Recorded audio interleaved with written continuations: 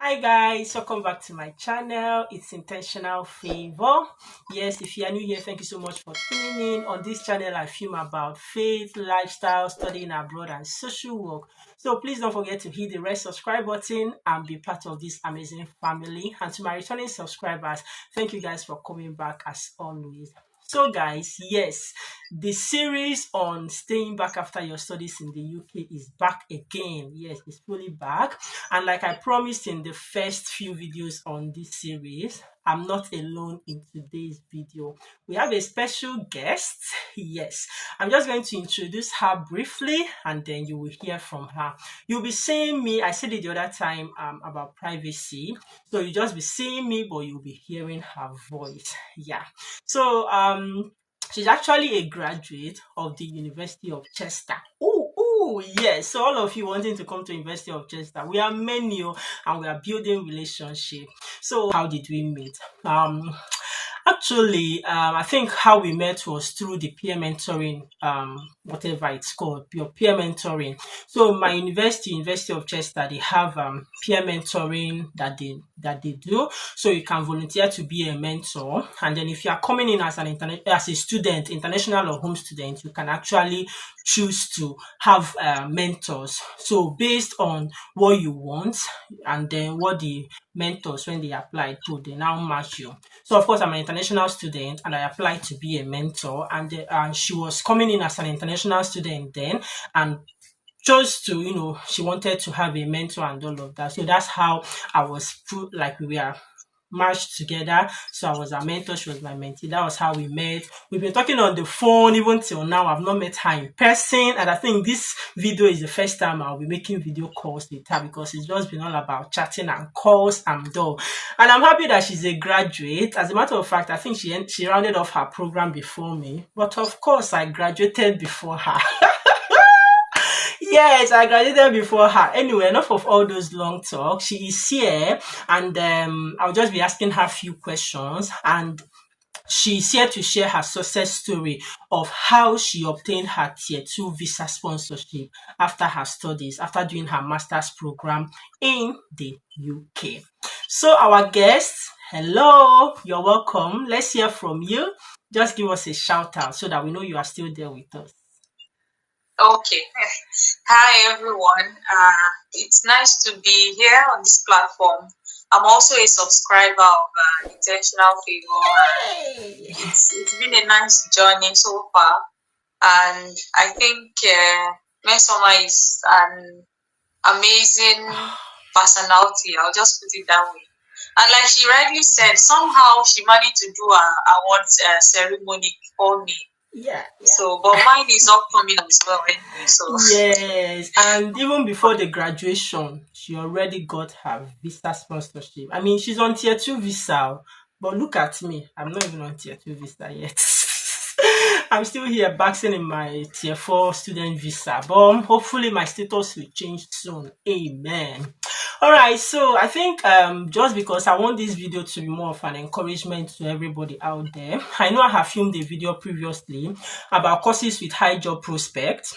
And people have been asking me every time, look at this course, favor this course, does it have a high job prospect and all? And of course, I don't have the answer because I don't know the scope of every course.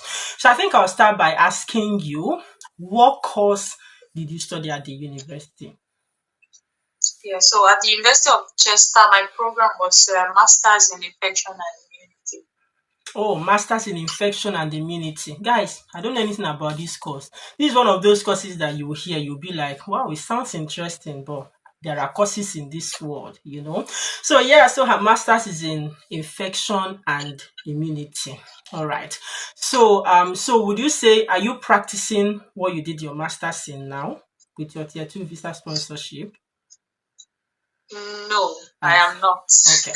Yeah, so for all of you asking me, social work, this one, nothing. See, at the end of the day, it must not be all about, as far as you are open, really, and that's what our guest will be sharing with us in this video. So without much ado, can you just take us through your journey, how it started, what you did, just teach us some lessons when it comes to getting your tier 2 visa sponsorship? How did you go about it? Okay, I'll start with the fact that my company, the ones I'm currently working with, I started working with them when I was still in the university, when my program was still going on. Mm, And back then, you were allowed to only work 20 hours per week. So I had a 16-hour contract with them. okay. And then I tried not to exceed my 20 hours limit per week. And then from there, I worked for them for about 8 months. Okay. And then subsequently, the new health and care visa, yeah, that's what it's called, health and care visa came up. And then I decided to have a discussion with my manager Okay. about sponsoring me. Mm, And as we all know, the health and care worker visa, and especially the new care visa as well, they came up as a result of the need for care workers yeah. in the UK. And it's not just care work in the sense of care work, because what I do is not really care, but Okay. it just shows how much a lot of occupations are opening up in the Yeah. UK now. Yeah. True. And I think it's also because of Brexit. Mm-hmm. So anyway, I spoke with my manager. She was very open to the idea. Spoke with the board of the company, Yeah. and they agreed. They decided to apply for a license to sponsor. Mm. And then when they got their license, they sponsored me for my tier two It's, health and care visa. hmm. That Thank you sounds very interesting. much. So I think some just like some few things now. So the company you are working with that gave you your tattoo visa sponsorship is the same company you've been working with even as a student, right? Yes, Yeah. So you yes, that's see, true. that's one thing I usually tell people. I normally advise people that sometimes when you come here, I know even when you come here without experiencing health and care and all of this, some agencies will not really take you up because agencies there are permanent like companies and then agencies that work for those companies. Now agency pays higher. Everybody wants to be an agency staff because agency pays higher than companies do. Okay, but then at the end of the day, this is one advantage you can see of working with a company rather than an agency. There are agencies, don't get me wrong, there are agencies that still have the license or can get the license, but most times they have so many workers, they have so many options that they won't even care, sort of. But it's this company that usually struggles. The companies struggle, and that's why they employ agency staff to work with them. So if you are working, once you come to the UK, you're working in a care home, you're working in a supported living accommodation or anything, that's a good place to start. And I think I know so many people that are doing that currently, even with the new introduction of this new health care visa that UK introduced this year. So work with the company, be a good staff, just sell yourself, be good, market yourself. Managers, everybody will notice you. And then I think another thing I could pick from what you said is the power of approaching, like speak up. You never can tell what you will get until you say it. I can imagine That's true. that, yeah, I can imagine that if you didn't go there to ask them, okay, can you do this? Did they even know about this visa sponsorship before you approach them? Yes, they had heard about it, Yeah. but I think approaching them and speaking up and saying that I'm interested encouraged them to really go for it, Hmm. Hmm. because they were not sponsored. They actually had to apply to get a license. Yeah. But when they get a license, they need people to Yeah. That they will use the sponsor. license, so to Yeah. speak, use Yeah. the sponsorship. So I think the fact that they had heard about it, Mm-hmm. and then someone was willing to Take the sign a opportunity. contract with them based Yeah. on it, take up the opportunity. Mm-hmm. It really encouraged them. And like you rightly said, these companies, the ones that are stable. Yeah. So, for example, where I am is independent supported living, Living. Yeah. assisted supported living. Yeah. So they need people more than agencies need people. Yeah. Agencies have Handful. several Yeah. people here and there, and sometimes their conditions are not always the best. Yeah. But True. with the team, I think you can have like one-on-one conversations. You Yeah. can talk about your what is in your best interest, what is in their best interest as well, Yeah. and then I think Yeah. it's much better than. Yeah, agency work. and with this 20 hours restriction on study visa, I think being a permanent staff helps because you know how some agency they might sure 1,001 people are waiting to pick up a shift, and you are here saying that you can only do 20 hours. Some of them will not even have time. They just put it. This is what we have for this week. And people will be grabbing it, and you will be there. But if you're working with a company, you talk with them, tell them your contract, what is on your visa, and agree on your days of working. For me, I told them too the same thing, 20 hours, the company I was working with, and so they just told me, okay, yeah, that's fine. So I told them I'll be working Fridays and Saturdays. And I told them, please, I'm a student. Can you be flexible with me?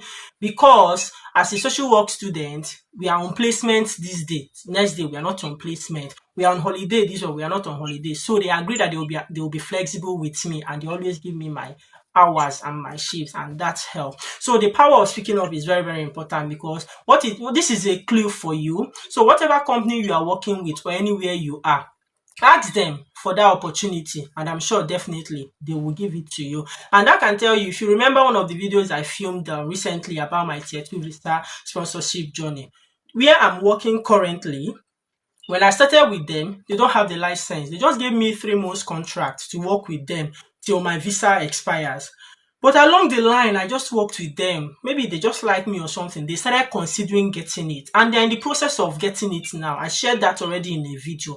So sometimes when you are in a place, it's better to approach them and say, please, can you do this? So that's a clue for you. So regardless of the course you studied, we can take it from this story now that you can get visa sponsorship easily. All you need is to do what? Ask. And once you are happy to switch, because I don't see you doing this job forever, or are you? No, not at all. That's Exactly. not my plan. Exactly. So you just get it done, have a legal visa, right to work and stay in the UK, and then it's a journey. In the next couple of years, the good thing about tier 2 visa sponsorship is once you're on tier 2, after 5 years, you are eligible for indefinite leave to remain in the UK, and then your red passport shows.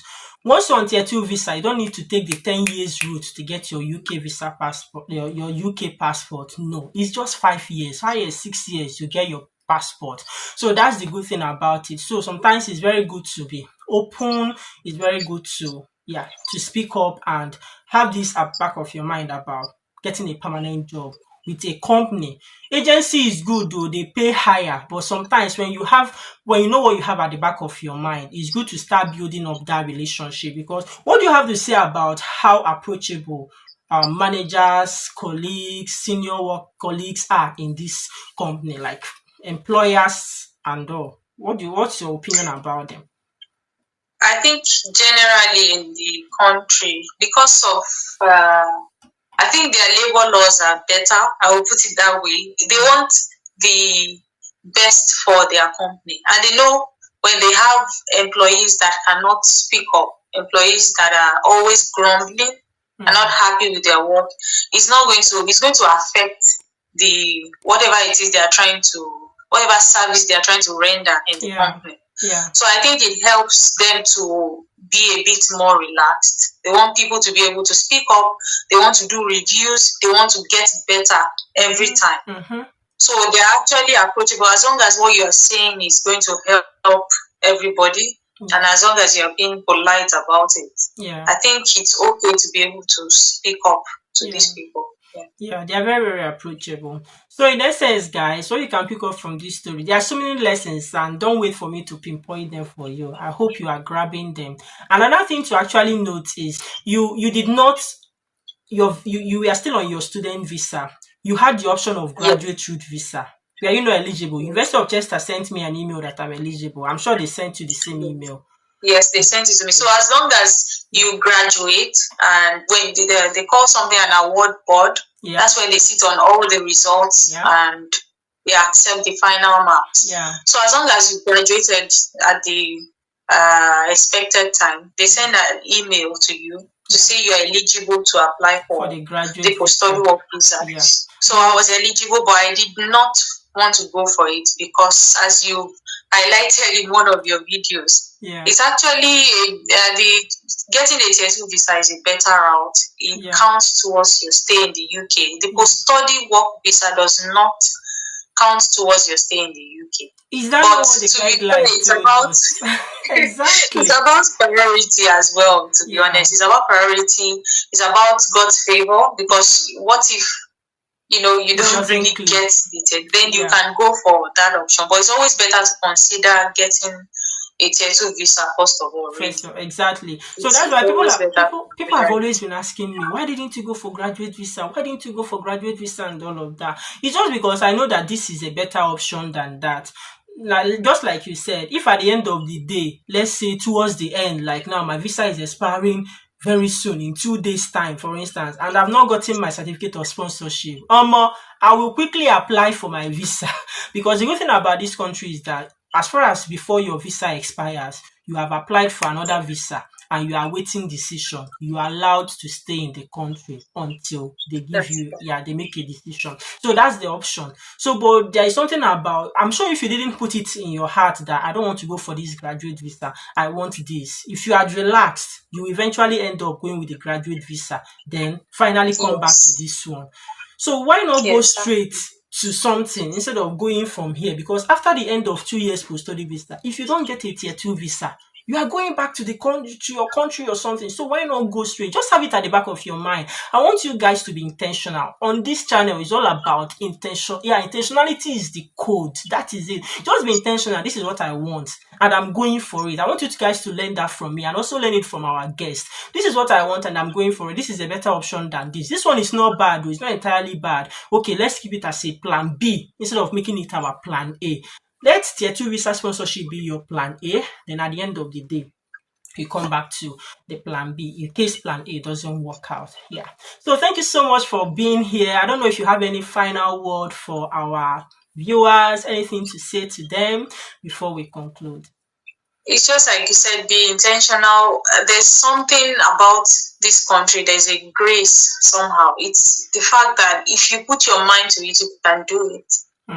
Yeah. Yeah, it's a country that gives room for if you have a good dream and Yeah. then you want to achieve it, there's room to achieve anything. So be Yeah. intentional about what your plan is. Mm. And also, I want to say that it's not just the health and care visa that is how do I say it? That is Like an option. the tier two visa is actually vast, is Yeah. for skilled workers Yes. generally. It's just that the health and care visa is good because it helps. It's for nurses, doctors, care workers, and so on and so forth, Yeah. health workers. And with that, you don't have to pay the Health health surcharge. immigration with Health surcharge. surcharge. Yeah. So, Yeah. but the other ones are still there, and some companies actually recruit for graduate entry jobs. Actually, Yeah. it's just that one has to know. I can't really say specifically the season that they usually or the month that Mm. they have a lot of intake for graduate jobs like that, Yeah. entry level jobs. Mm-hmm. But you can also consider that one. It's a journey that you have to be intentional about from the start. Start. Actually, Exactly. Yeah. so it That's might true. be from the start of your studies when Yeah. you're able to get it that you start looking for these opportunities. Good. Actually, Yeah.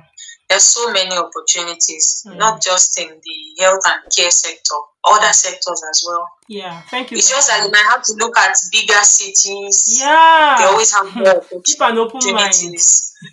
Yes. Don't do So what is that's good. that's all I have to say. And thank you very much for having me on your channel. Yes, Thank thank you. you. And I'm looking forward to bringing you back to this channel some other time to come and tell us about University of Chester and about Chester as a Okay. city. I've gotten loads of questions, but I didn't study in Chester's campus. Our campus was in Warrington. Yes. So people usually ask me, are there jobs in Chester, this and that? Now there is job in Chester, at least that's a clue because her work is in Chester and she has been in Chester since she started her program and she's still in Chester. I'm assuming and hope you are still in Chester though. Yeah. Yes. Still being So that's interesting. it. So but one thing I just want to highlight, I'm sure that this newly introduced visa that people are using to come into the UK hasn't been introduced before you got your visa, right?